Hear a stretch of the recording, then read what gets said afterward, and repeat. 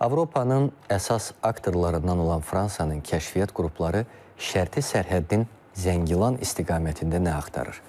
Sualın cavabını adəti üzrə yalnız ekspertlər və ya siyasi şərhçilər verməli deyil. Monitoring adı ilə missiya icra etməyə gələn müşahidəçilər əslində kimdir?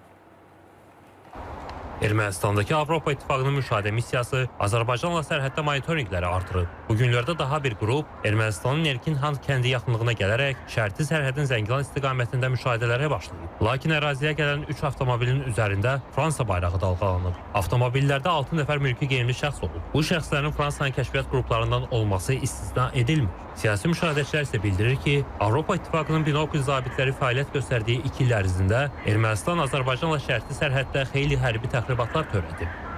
Və bu hərbi təxribatlarla bağlı biz heç bir zaman bu müşahidə missiyasına obyektiv bir hesabat, obyektiv bir məlumat, çağırış eşitməmişik. Və görünən odur ki, təəssüf ki, Avropa İttifaqı müşahidə missiyasında təmsil olunan müəyyən kəşfiyyat qrupları da bu missiyanın fəaliyyətinə ciddi sürətdə təsir göstərir və nəticədə də hesab edirəm ki, bu missiyanın fəaliyyəti iki ölkə arasında sülhə deyil, əksinə hərbi siyasi eskalasiyanın müəyyən mənada artmasına xidmət edir. Rəsmi Bakı Avropa İttifaqı müşahidə missiyasının əslində kəşfiyyat qrupu olduğunu dəfələrlə qeyd edib. Həm Azərbaycan, həm də Rusiya missiyanın sülhə xidmət etmədiyini, əksinə regionda yeni münaqişənin alovlanmasına rəvac verdiyini bildirir. Ekspertlər isə deyir ki, Fransa Avropa İttifaqı müşahidə missiyası maskası altında gizlənməklə həm Azərbaycana təzyiq göstərmək, həm də Rusiyanın Ermənistandakı mövcudluğuna son qoymaq niyyətindədir. Fransa Rusiyanı Ermənistandan tamamilə çıxarmaq, orada özünün hərbi bazalarını qurmaq və Rusiya bazasını ləğv etmək istəyir. Bununla da Rusiyanı Cənubi Qafqazda geosiyasi məğlubiyyətə uğratmağa çalışır.